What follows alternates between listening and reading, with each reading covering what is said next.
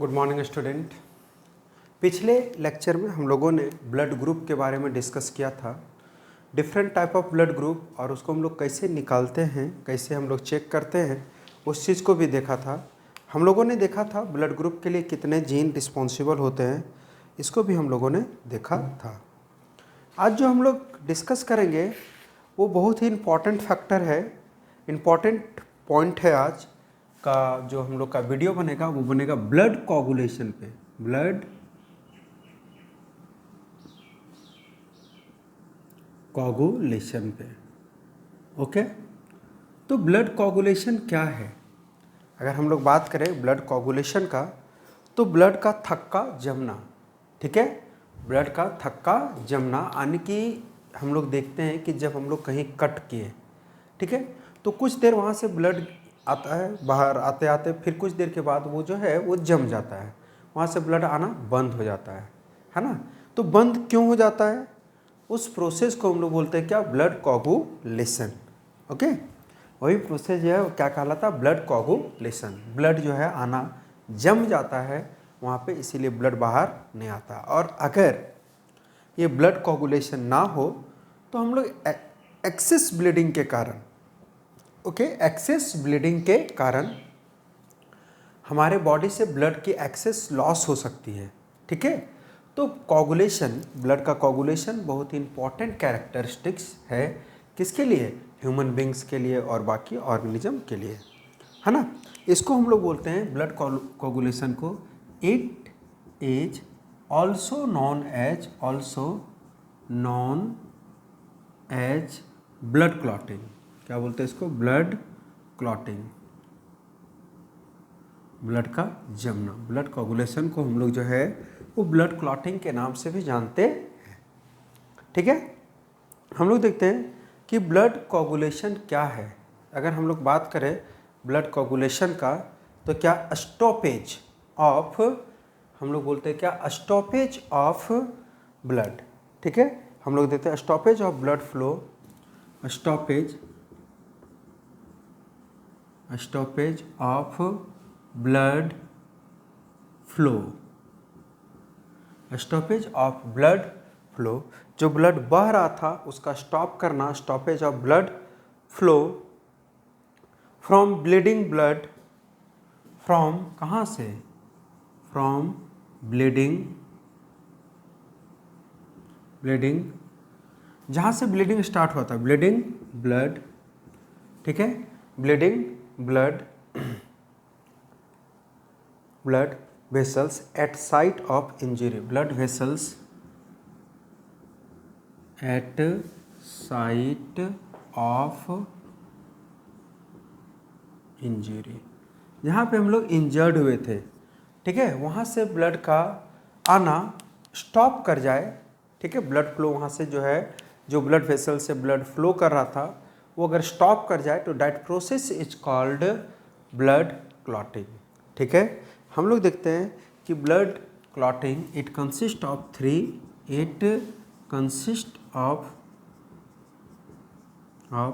Three steps. ये जो है वो 3 स्टेप में कंप्लीट होता है, इट कंसिस्ट ऑफ 3 स्टेप्स, ठीक है। सबसे जो पहला स्टेप है, सबसे पहले जो है वो हम लोग देखेंगे फर्स्ट स्टेप, फिर सेकेंड स्टेप, फिर थर्ड स्टेप। तो ब्लड कोगुलेशन क्या है? Blood coagulation stoppage of blood flow from blood vessels, bleeding blood vessels at the site of injury. और ये जो है ब्लड जो क्लॉट करता है ये कंसिस्ट करता है 3 फेज में, ओके। चलिए तो इसको हम मिटाते हैं, ब्लड कोगुलेशन के स्टेप के बारे में डिस्कस करते हैं। तो सबसे पहले हम लोग फर्स्ट स्टेप को डिस्कस करेंगे। फर्स्ट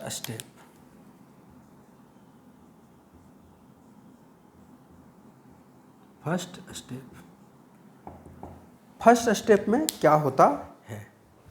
तो सबसे पहले फर्स्ट स्टेप में हम लोग देखते हैं क्या, कि फर्स्ट स्टेप में ब्लड को जो है वो क्या करना पड़ेगा? ब्लीडिंग होना पड़ेगा, है ना। फर्स्ट स्टेप में क्या होगा? ब्लीडिंग होना पड़ेगा। जैसे हम लोग कहीं पे इंजर्ड हुए, कहीं पे जो है हम लोग कटे, ओके। हम लोग देखते हैं कि फर्स्ट स्टेप में क्या होता है? आफ्टर साइट ऑफ इंजरी, है ना, आफ्टर साइट ऑफ इंजरी। हम लोग कहीं पे कटे, after site of injury blood platelets release. जब हम लोग करते हैं तो ब्लड रिलीज करता है, ब्लड प्लेटलेट्स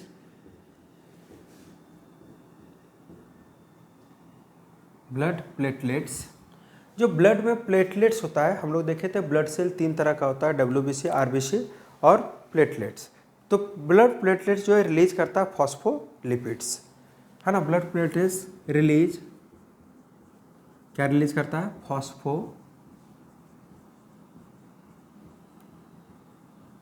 फॉस्फोलिपिड्स।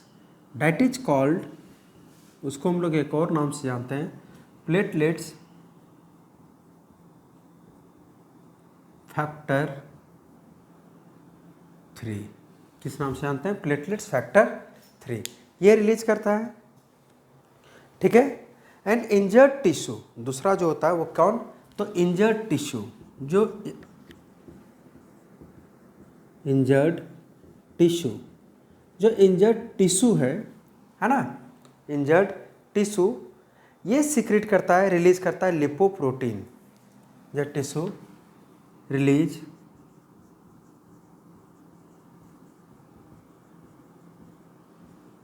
लिपोप्रोटीन, क्या रिलीज करेगा, लिपोप्रोटीन, ठीक है। इंजर्ड टिश्यू रिलीज करेगा क्या, लिपोप्रोटीन, है ना। इसको हम लोग also called thromboplastin, that is called, इसको किस नाम से जानते हैं, that is called thromboplastin.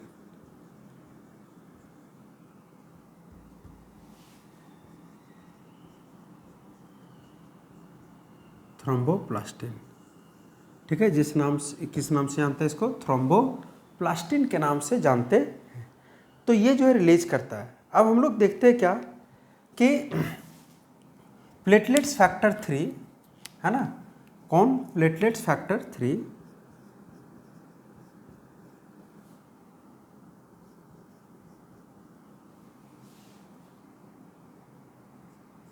Platelets factor 3 और दूसरा जो है वो क्या है, थ्रोम्बोप्लास्टिन।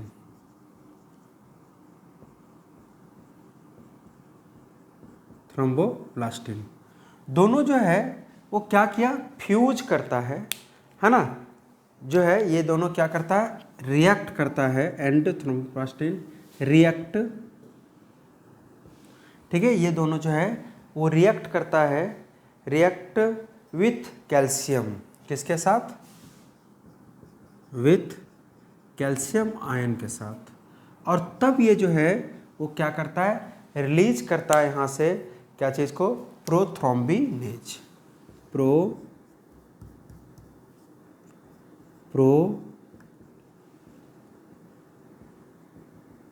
प्रोथ्रोम्बिनेज, एक एंजाइम जो है वो बना दिया दोनों मिल करके, प्लेटलेट्स फैक्टर 3 और थ्रोम्बोप्लास्टिन, जिसका नाम क्या है, प्रोथ्रोम्बिनेज, ठीक है।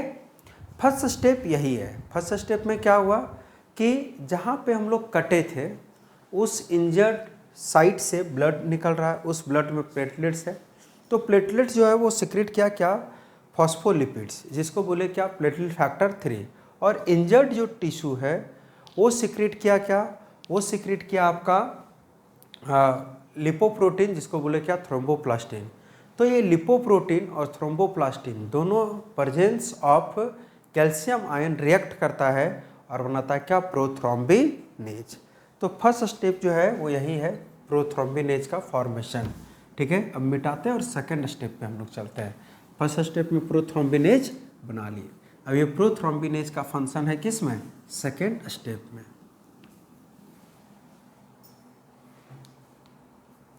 हम लोग हेडिंग डाल देते हैं,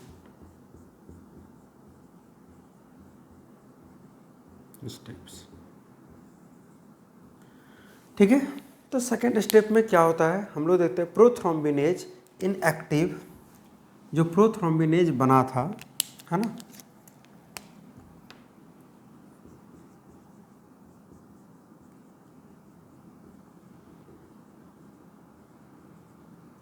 प्रोथ्रोम्बिनेज। ये प्रोथ्रोम्बिनेज जो है वो क्या करेगा, प्रोथ्रोम्बिनेज इनएक्टिवेट्स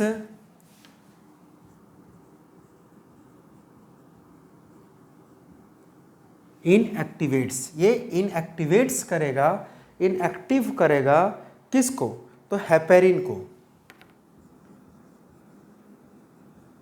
हेपेरिन। और ये हेपेरिन क्या है, ये हेपेरिन जो है एंटी कोगुलेंट है ना। अगर हमारे ब्लड वेसल्स में हमारा ब्लड कोगुलेट नहीं करता है तो उसके पीछे रीजन क्या है, हेपेरिन। हेपेरिन के कारण ही हमारा ब्लड जो कोगुलेट नहीं करता है, ठीक है। तो हेपेरिन जो है वो क्या है, एंटी कोगुलेंट है। जैसे थ्रोम्बिनेज बना, ये सबसे पहला काम किया, इनएक्टिवेट्स किया किसको, हेपेरिन को, ताकि ब्लड क्लॉटिंग में कोई दिक्कत ना हो। एंड क्या करता है, एंड कैटालाइसिस, हम लोग देखते हैं कि ये क्या करता है, प्रोथ्रोम्बिनेज एट कैटालाइसिस, ठीक है। ये कैटालाइसिस करता है किसको, catalysis break down of prothrombin, catalysis break down of किसको, प्रोथ्रोम्बिन,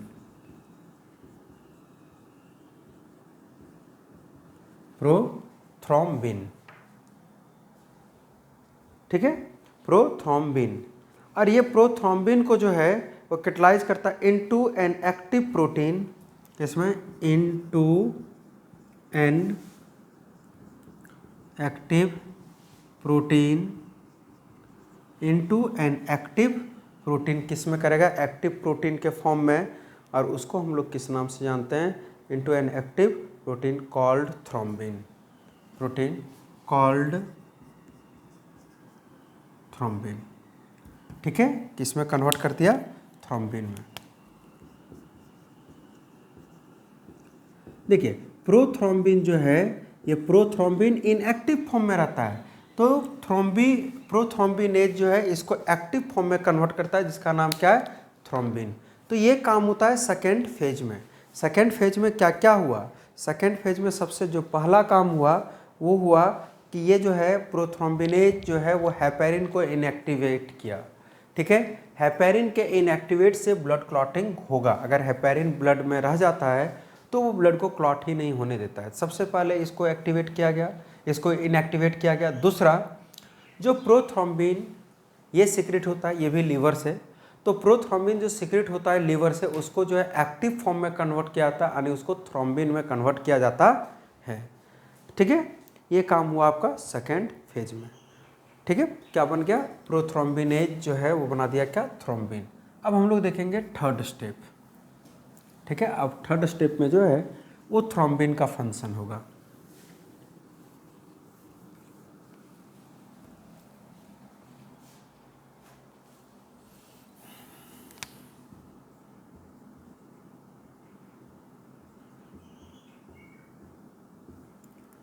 अब यहाँ पे क्या होता है सो हम लोग देखते हैं। तो सबसे पहले thrombin causes, thrombin causes, thrombin जो है वो क्या करता है, depolarisation of fibrinogen, causes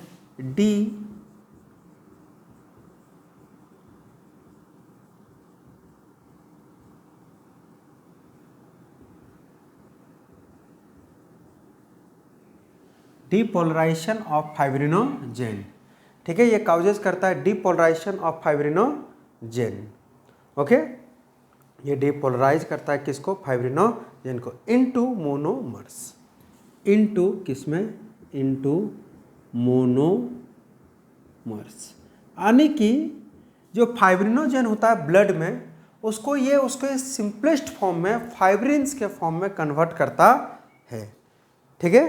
then thrombin causes, जिसके कारण से क्या होता है, thrombin causes repolarization of monomer into insoluble fibre like polymer.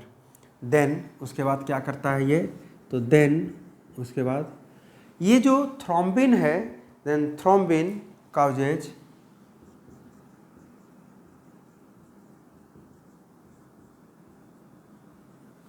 Thrombin causes repolarization of monomers.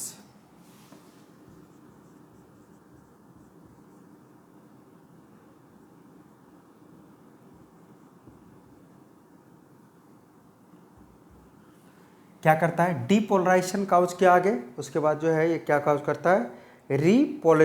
Polymerisation, है ना, पॉलीमराइजेशन, यहाँ पे एम छूटा हुआ है,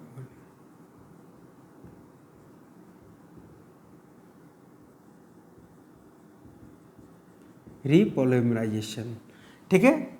आगे वो उसको क्या किया? फाइब्रिनोजेन को मोनोमर्स में तोड़ लिया और फिर जो है वो मोनोमर्स को जो है रीपॉलीमराइजेशन करता है ऑफ मोनोमर्स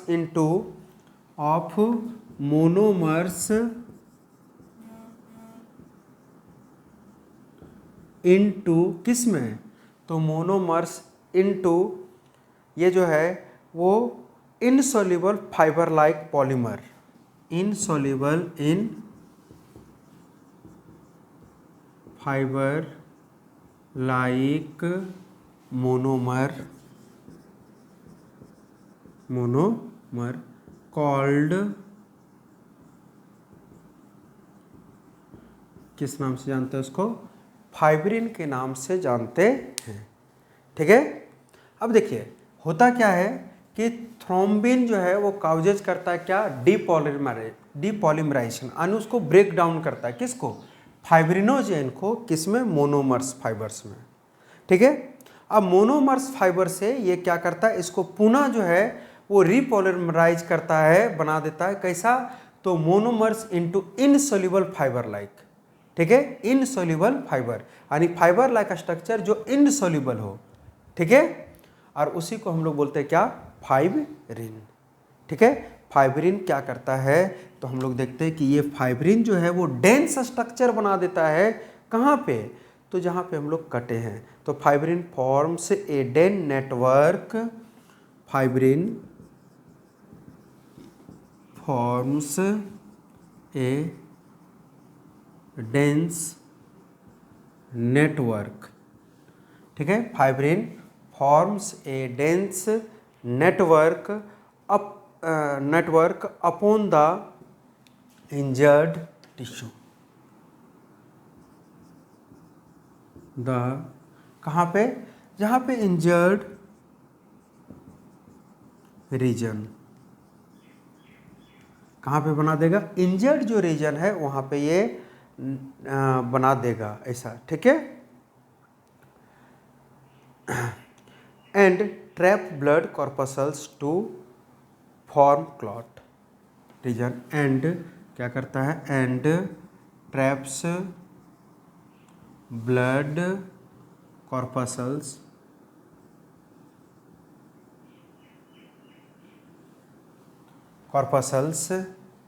क्या करता है? ब्लड कॉर्पसल्स को ये क्या करता है? ट्रैप कर लेता है,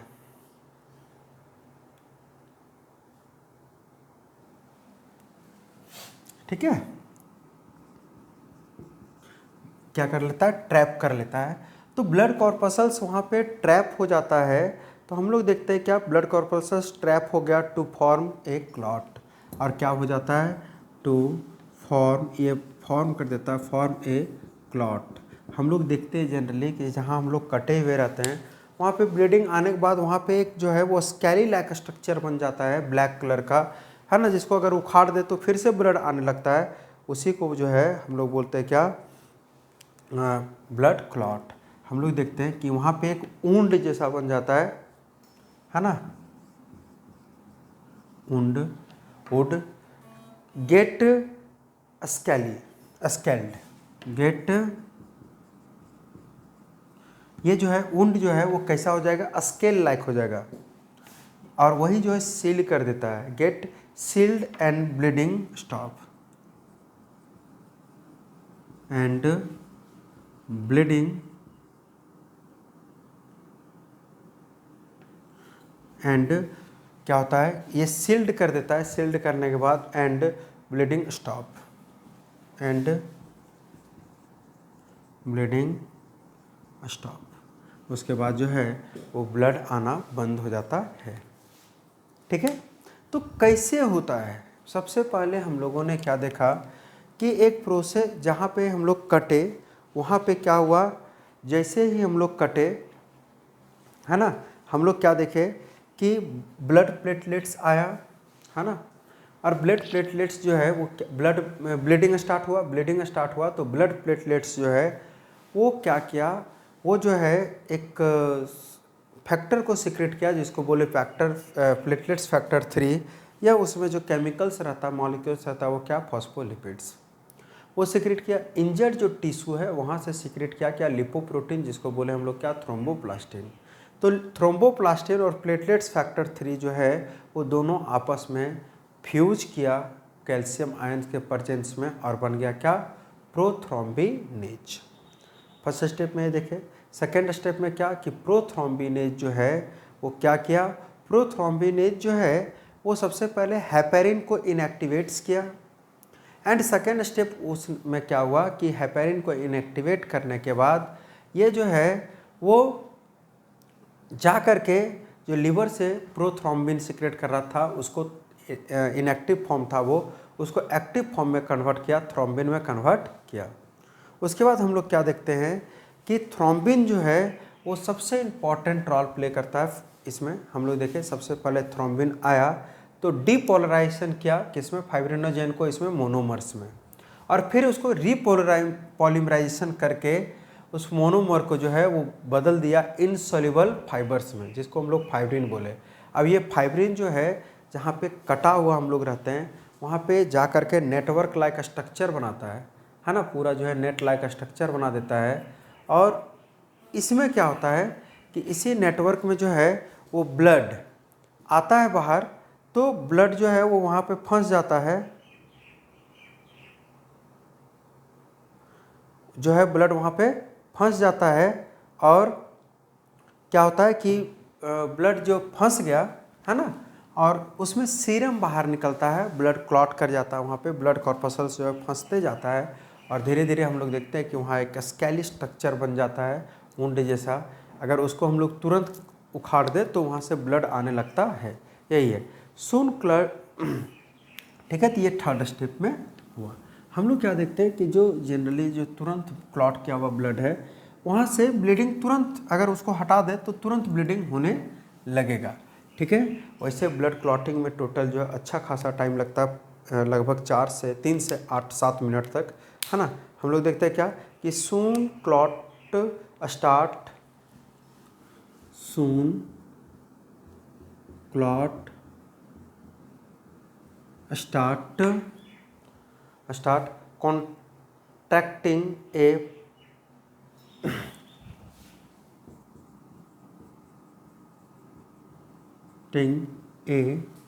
क्या करता है, जो तुरंत कॉन्ट्रैक्ट किया हुआ ब्लड है वो क्या करता है, कॉन्ट्रैक्टिंग, TRACTING, कॉन्ट्रैक्टिंग ए।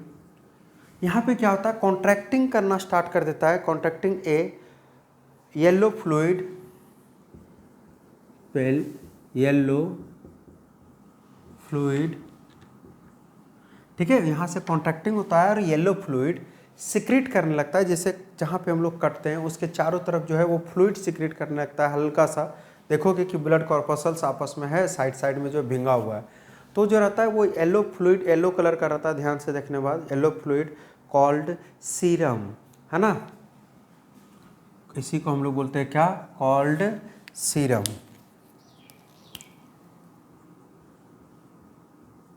इसी को हम लोग बोलते हैं क्या, सीरम। सीरम क्या है, तो अगर हम लोग बोले सीरम क्या है, अगर कोई पूछे कि सीरम क्या है,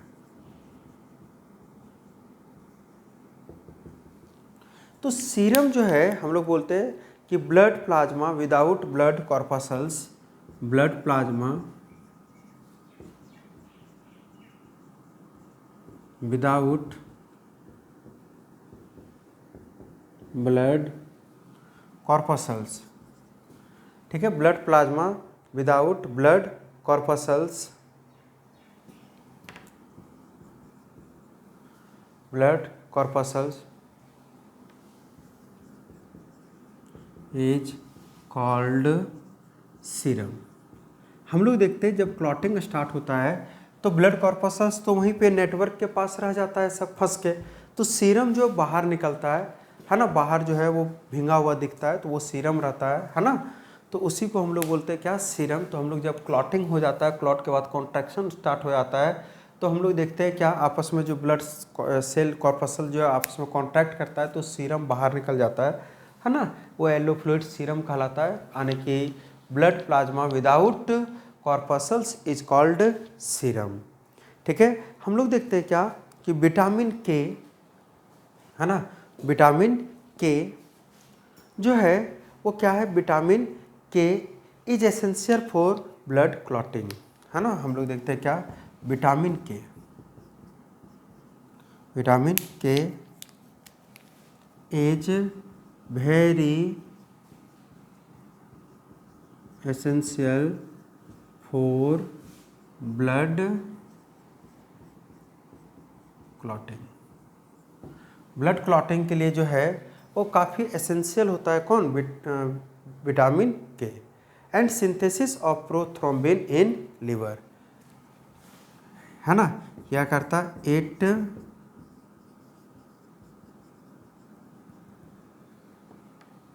इट सिंथेसिस है ना, ये क्या करता है, synthesis of prothrombin in liver, is synthesized prothrombin,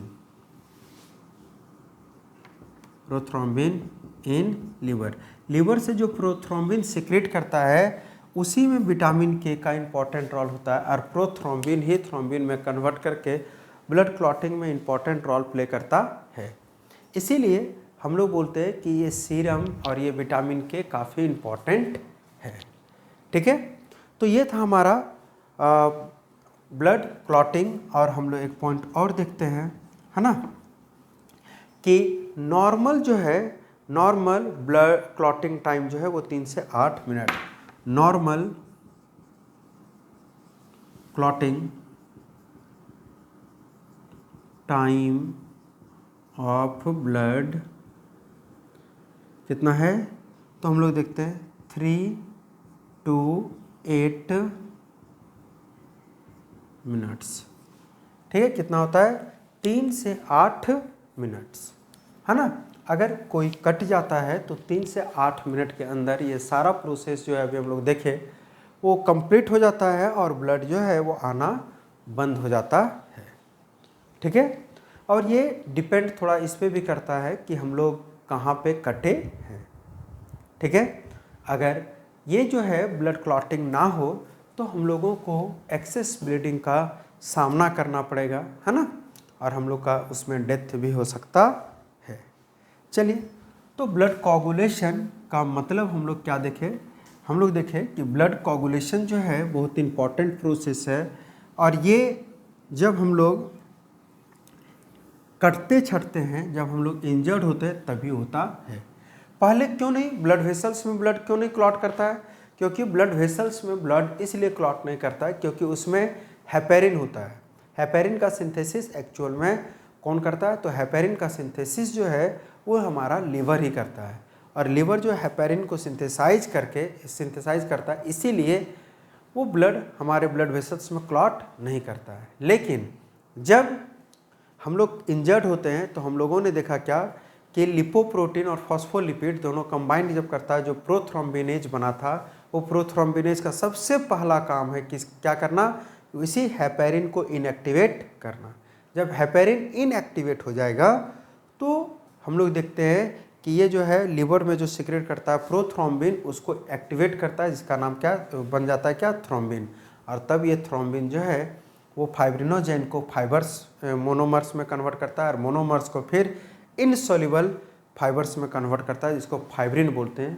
और ये फाइब्रिन जो है वो जहाँ पे हम लोग कटे हुए रहते हैं वहाँ पे नेट लाइक स्ट्रक्चर बनाता है, जिससे मच्छरदानी ही है, तो उसमें पानी पास कर जाएगा, लेकिन कुछ और मच्छर जो रहता है वो पास कर पाता है, नहीं, हवा पास कर जाती है, मच्छर पास करती है नहीं। उसी तरह जो है ये जो फाइबर लाइक स्ट्रक्चर वहाँ नेटवर्क बना दिया, उसमें क्या होता है, कॉर्पसल्स जो है, सेल जो है वो रुक जाता है, और सीरम जो है बाहर निकल जाता है। तो सीरम क्या है, तो हम लोग देखें कि blood plasma without blood plasma जो है वो बिना किसका, ब्लड सेल का, अगर ब्लड कॉर्पसल्स ब्लड सेल नहीं रहे ब्लड प्लाज्मा में तो उसको हम लोग क्या बोलते हैं, सीरम। ओके, तो इसी टॉपिक के साथ ब्लड कोगुलेशन हम लोग का ख़त्म हुआ। अगला जो टॉपिक होगा वो हम लोग ह्यूमन हार्ट के बारे में पढ़ेंगे, क्योंकि ब्लड तो हम लोग ख़त्म किए, तो ब्लड को पंप कौन करता है हमारे पूरे बॉडी में, इसके बारे में जानेंगे। Okay, thank you.